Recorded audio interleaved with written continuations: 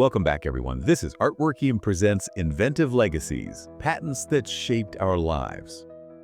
Yes, this is the series where we take those really iconic patent prints from our online store, the blueprints, and we kind of crack them open, see what's inside. And if you're one of the many folks who've picked up a digital print from us recently, think of this as our way of saying thanks. It's a bit of an extra deep dive. A behind-the-scenes look. Right. Into the mechanical secrets, the history behind some truly influential inventions. And today, oh, this is a good one, we're pulling something straight from our toys and games section. Yeah. It's instantly recognizable. Yes. That classic red rectangle, the one that taught us all about the tyranny of straight lines. We are talking, of course, about the TELESKETCH. Well, the patent behind the TELESKETCH. And just a heads up, if you want to see the actual blueprint we're digging into, the link to the patent print is right there in the episode description. You can follow along.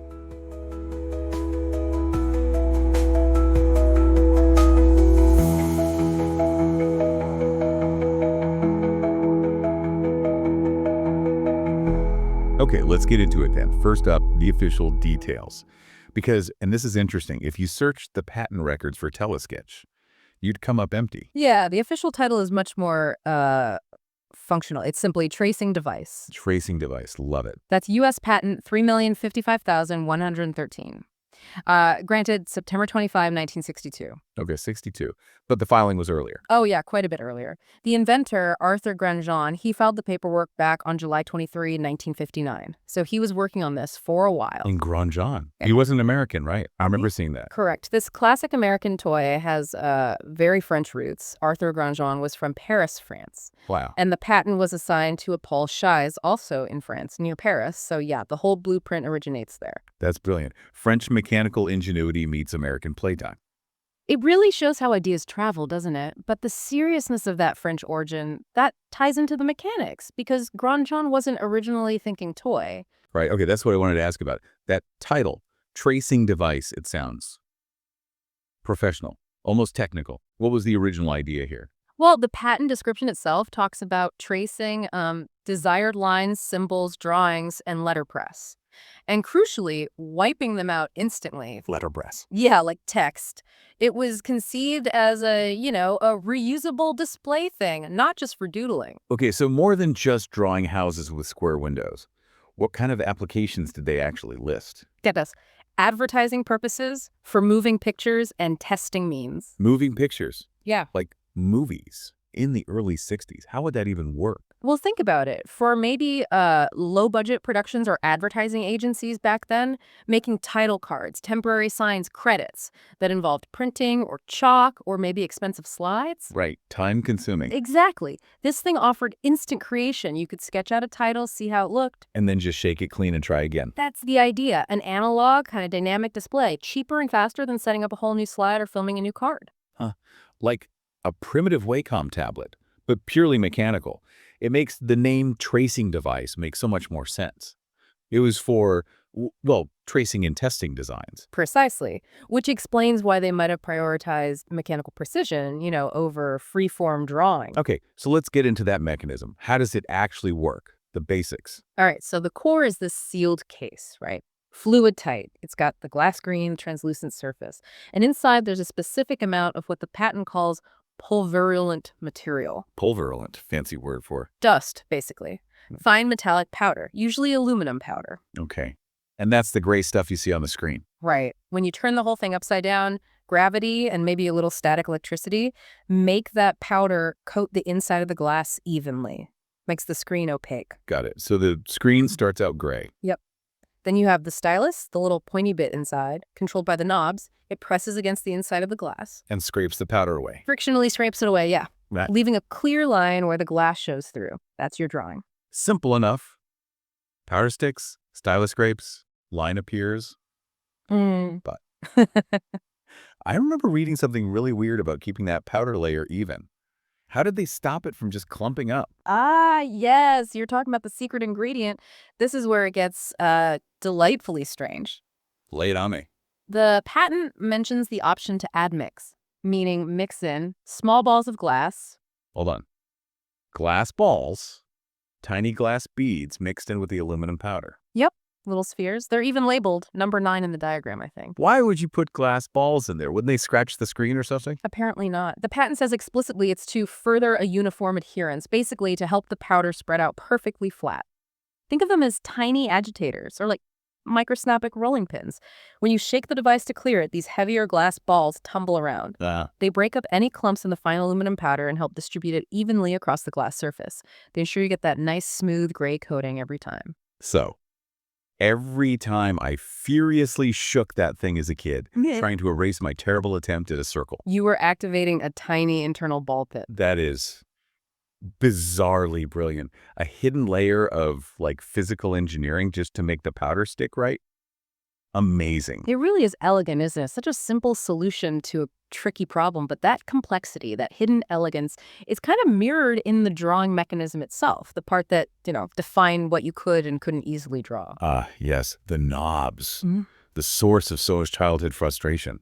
This is where it gets really mechanical, right? Absolutely. So that stylus we mentioned, it doesn't just float around, it slides along 2 rods inside. Okay. Rods 11 and 12 in the diagrams. And the key thing is they are fixed at right angles to each other, like an X and Y axis. A classic coordinate system. That's it. That's the foundation. But how do you move the stylus along those rods using just 2 knobs on the outside? That's the clever and slightly maddening part. It involves cables. Endless flexible cables, yeah. Think fine wires or maybe tiny belts. They connect to the stylus assembly or the sliders on the rods, and they loop over these little grooved pulleys. Like a tiny internal V-belt system. Sort of, yeah. You've got one loop of cable for the horizontal X movement and a completely separate loop for the vertical Y movement. And the knobs control these loops. Exactly. Turning one knob pulls its specific cable loop, moving the stylus left or right. Turning the other knob pulls its cable loop, moving the stylus up or down. You can even hear that little clicking sound sometimes. Oh, yeah, I remember that. That's the sound of the cable moving over the pulleys. So, because you have 2 separate control systems for 2 perpendicular directions. The stylus can only move perfectly horizontally or perfectly vertically at any one time, unless you are incredibly skilled at turning both knobs simultaneously at precisely the right speeds. Which is why drawing a diagonal line is hard, and a smooth curve is practically impossible for most people. Right. You're essentially restricted to moving north, south, or east-west on a grid. Never northeast or southwest directly. It seems almost over-engineered. Why choose such a complex, restrictive system? Why not something simpler? That's the trade-off, isn't it? They clearly prioritize mechanical precision and reproducibility. Remember the original applications. Testing means letterpress. Right. For those, you want perfectly straight, controllable lines, not artistic freedom. That's the thinking. This intricate system guarantees straight lines, which fits the tracing device concept. Artistic expression was likely a secondary benefit, maybe even an afterthought discovered later. So all those hours I spent fighting the machine. Yeah. The machine was designed to fight back, in a way. The straight lines weren't a bug. They were a feature stemming from its mechanical design and original purpose. Pretty much changes how you look at it, doesn't it? It really does. But then you contrast that complex drawing system with the beautiful simplicity of erasing it. Yeah. The patent just says basically turn it upside down and shake it. That's all it takes. Gravity, the powder, those little glass balls doing their thing again, and the screen is wiped clean instantly. It's such a contrast. Intricate mechanics for drawing, pure physics for erasing. The promise of wiping out instantaneously is totally fulfilled. Low-tech reset at its finest. Okay, so we've gone from French inventor to advertising tool to tiny glass balls and complex cable systems. What does this actually mean for you listening right now? Well, you probably thought you knew this toy inside out, right? We're curious, what was the biggest surprise for you in all this? Yeah, let us know. Head over to our social media channels. Was it maybe just the name? The fact that it's officially called the super dry tracing device? Or maybe it was the glass balls, that tiny hidden detail that makes the whole powder thing work so well. That was a big one for me. Or maybe the sheer complexity inside. All those rods and cables and pulleys just to make 2 knobs draw straight lines. It's kind of wild. Let us know what you think. Find Artworkium on social media, share your thoughts. And hey, leaving a review wherever you're listening. That really helps us out too. Definitely. So just to quickly recap, we traced the tracing device patent back to Arthur Grandjean in France, 1959. We saw its original, more serious intent involving advertising and testing, uncovered the secrets of the aluminum powder and those crucial little glass balls. And we dove into that ingenious, if sometimes frustrating, XY cable system that basically defined the kind of art you could make with it. Right, geometric art, mostly. Okay, so here's something to ponder as we wrap up. The patent explicitly mentioned using this for moving pictures. Yeah. And it stressed the need to instantly clear the screen, right? Uh-huh. Instant erasure was key. So think about modern screens. Phones, computers, they all rely on pixels being cleared and redrawn incredibly quickly. That's your refresh rate. Yeah.